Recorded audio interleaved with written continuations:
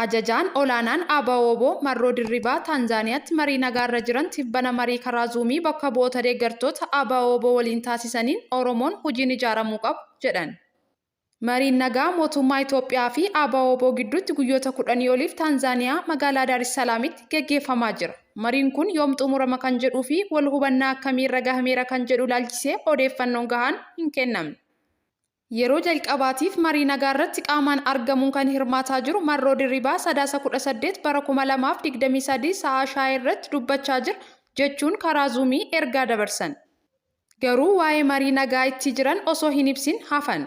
Warra siyaasa hin beeknet ijoolleedha kaayyoo hin qabdu jedhamee tuffatamaa ture har'a addunyaa kana dubbachiisaa jira. Waan hojjetameen nu madaalaa malee oduudhaan miti jedhan. Waan amma deemaa jiru kana sana jechuu hin barbaadu. Naamusa isaas miti waan ta'eef garuu qormaata guddaan fuuldura keenya jira kana beekaa. Ajajaan olaanaan ABO kun uummanni Oromoo hojiin wal haa dorgomu, arrabaan wal hin dorgomin, mataa gadi qabachuun hojjedhaa, mul'achuun gatii hin qabu jedhe. Yeroo dheeraaf carraa miidiyaa hawaasaa fayyadamuun bal'aa akka hin qabne kan hime Marroon dubbii isaa kun maricha irraa ka'uun moo yaada hawaasaa miidiyaa irraa hubachuun kan dubbate kan jedhu ifaa miti.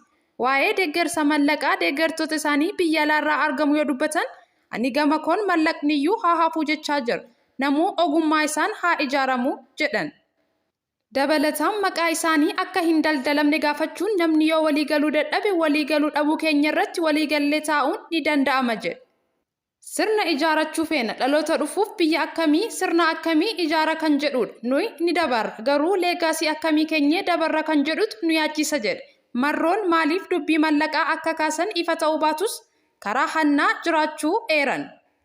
Oromoon paartii biraas ijaarachuu danda'a jedhan. Woboo qofaa miti dhaaba tolfadhaa. Sabni bal'aan kun dhaaba baay'ee yoo qabaate ani mormii hin qabu. Maqaan woboo garuu daldalamuu hin qabu jedhan.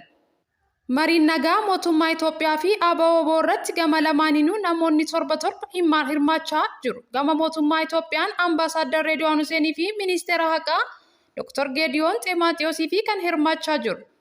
Gaanfa Afrikaatti ergamaa addaa Ameerikaa Maayik Haamar kan irratti hirmaataa jiru. Noorwee fi Keeniyaanis IGAD waliin ta'uun maricha abbummaa fudhachuun geggeessaa jiru.